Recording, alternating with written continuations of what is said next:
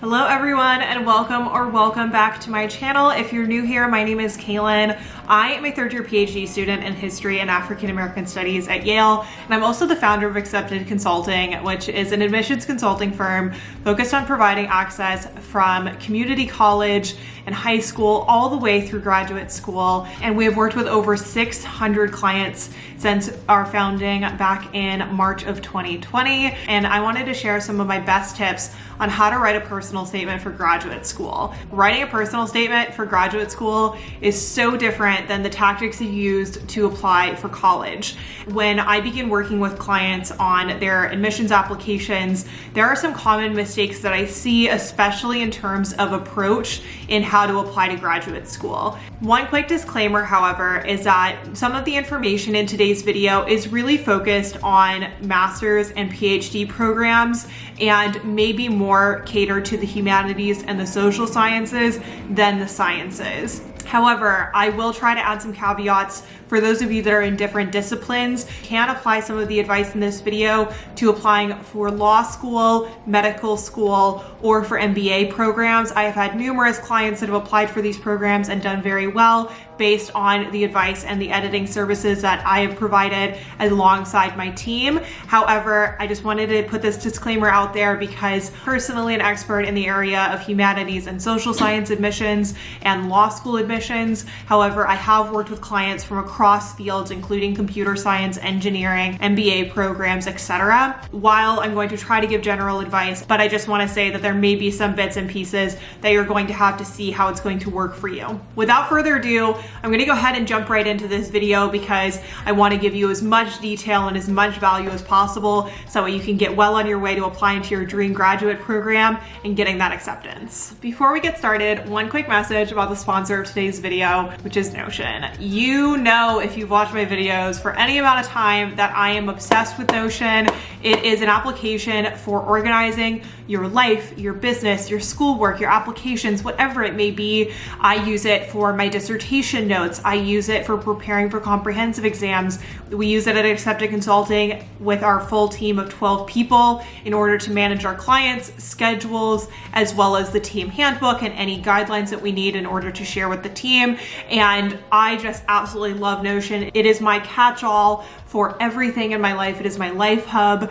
And for this video, we've actually created an application tracker Notion template that you can check out in the description below. This is going to include all of the little bits and pieces for you to get working on your applications, along with embedded videos and information to get you started and to help you keep track of all of the applications that you're going to be managing, as well as how to reach out to recommenders, how to reach out to potential advisors, and everything in between. Notion is the perfect all-inclusive life dashboard for you as a student, as a professional, individually. People use it for journaling, and it is just the absolute best at managing all of your notes and keeping everything simplified as well as easily accessible and connected. I just think that this is the most incredible and intuitive application out there for any of us, and I highly recommend checking it out for yourself. All of the information is going to be in the link down below. And thank you so much to Notion for working with me on today's video. This is the dream sponsorship, and I could not be more excited. Now let's go ahead and get you into grad school. First and foremost, we're going to talk about the sections of the personal statement. A personal statement is typically around 250 to 500 words. That does not give you very much room in order to tell your story and to share what it is that's really unique about you as an incoming scholar. Therefore, we're going to break this into sections. The first section is your personal anecdote that connects to your why. 2 is your background. This is background information that is going to contextualize the rest of your application and who you are as a candidate. And 3, why. Many times when you're applying to graduate programs, you'll be submitting a combination of these 3 different types of documents. You have your personal statement, your statement of purpose, and your research proposal. Some schools will ask for a combination of 2 or 3 of these, and some schools will only ask for one. It really depends on your program. It's more common, for example, in the EU or in the UK to be asked for a specific research proposal, whereas it is a little bit more common in the US and Canada to be asked for a statement of purpose and or a personal statement. So it's important to note that these other pieces of your application will play a role in how you strategize how to write the personal statement, because you don't want to be repeating information. You want to be adding further texture and context to your application materials rather than just continually reiterating things. Now let's go into the detail about what these sections actually look like. Your personal statement should start with some unique flair, and this all begins with a personal anecdote. You have the first 3 sentences of your personal statement to make a lasting impression. So here are a couple of options. First, you can indicate a moment of pivot in which your personal or professional life was altered in some significant way and what you learned from the experience. 2, you can indicate an experience which shaped your approach to research. Or 3, you can use this space to add further context to other aspects of your application, such as further details about a project that you've been on or a professional experience that you had that might have been mentioned in your statement of purpose. Whether you're like me and choose to discuss how you fell in love with quantitative methods and Excel while working for a medical device consulting firm in the Silicon Valley, reading the memoir of your grandfather which led to questions about gendered cultural memory, or how wearing 1950s fashion vintage clothing led you to study fashion studies and materiality, your unique story should be one that no one else can tell. Now let's go over some things to avoid. First, avoid discussing personal details which are not relevant to your scholarship or research. Unlike in college where adversity was your strength in your college essays, here readers are looking for adversity insofar as it impacts your approach as a researcher. Second, mentioning an experience which happened too far in the past. You're a scholar in training, and the books that you read as a child likely have little impact on your methods today.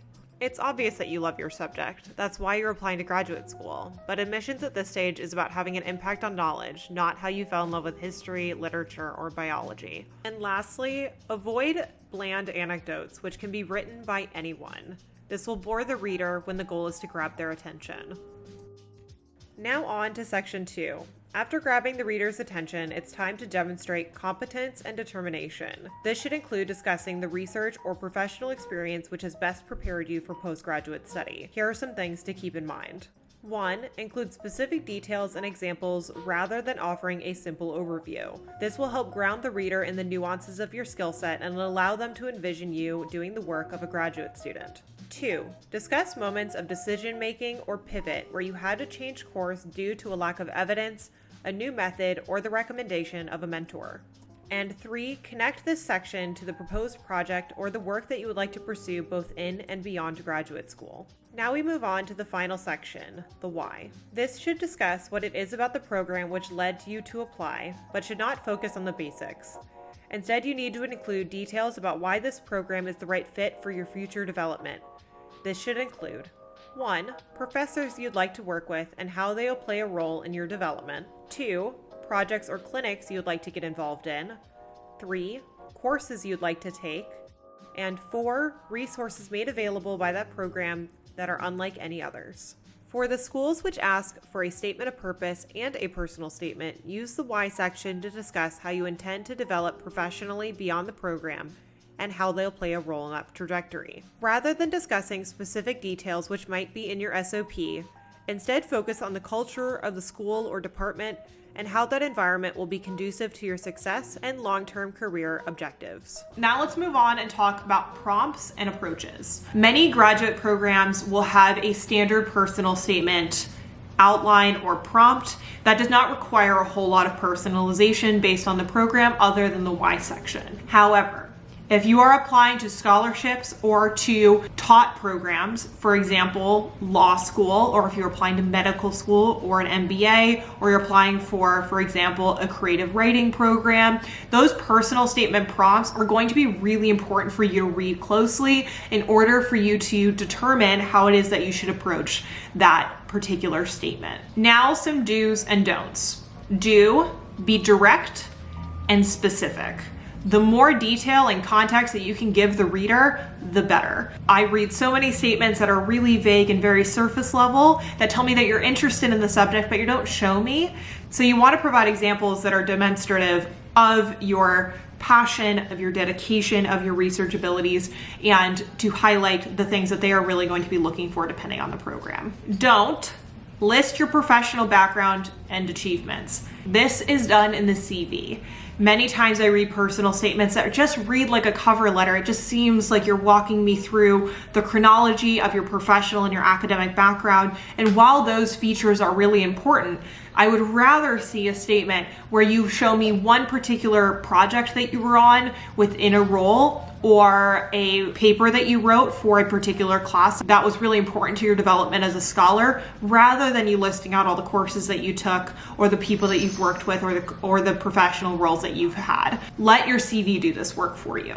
Do show evolution and challenge within your personal statement. You want to demonstrate in your application materials growth. You want to show these schools how they are going to be part of your long-term trajectory. And how do they know about your long-term trajectory unless they know about your past? You don't need to go into all the details, but what you want to show them is one or two experiences where you had to pivot, where you had to develop your research abilities, or where you were challenged in a work setting, for example. It depends on the type of program. The type of advice that I would give a client that's applying to an MBA program is to focus primarily on leadership and communication skills and how to work with a team, rather than somebody that's applying to, for example, a PhD in sociology, where I would say show them a time where you had to pivot within your research methods for example, writing your honors thesis as an undergrad, or a research job that you had where you and the PI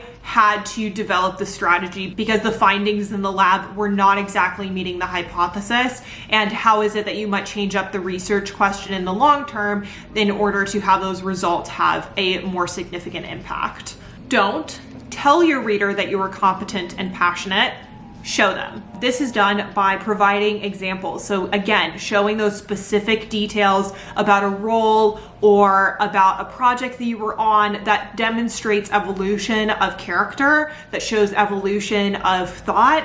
They want to see somebody who sees a problem and thinks of all the various solutions on how it is that they might fix it. This is going to be especially important to those of you that are applying to programs in STEM, for example, computer science, or if you're working in a lab where you're going to have to face very minute changes in order to make a particular experiment work or to make the code run smoothly. Whereas someone who's in the humanities, the type of challenges that we might face might be that the archive does not yield the type of sources that we want, or that when performing an ethnographic study, we just don't believe that we're asking the right questions, and so we have to go back to the drawing board and figure out how it is that we might approach our ethnographic research or survey collection practices. A personal statement is about how you do research differently, or how you approach the profession differently than your colleagues. No one should be able to write the personal statement like you can. You are providing details and examples that could not have been given by anybody else.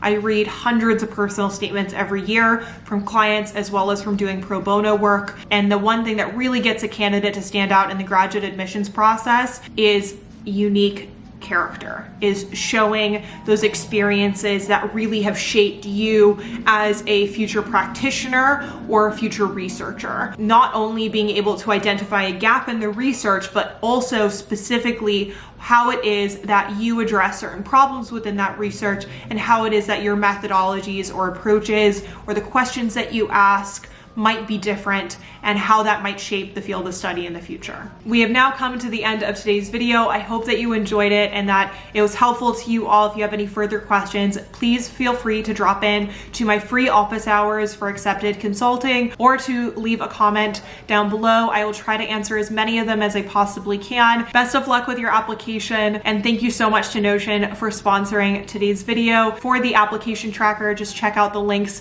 down below. And if you enjoyed this one, if it was helpful to you, please remember to give it a thumbs up and hit the subscribe button. It really helps my channel and allows other viewers to see my content on their recommended pages. Thank you so much for watching. I'll see you in the next one. Bye everyone.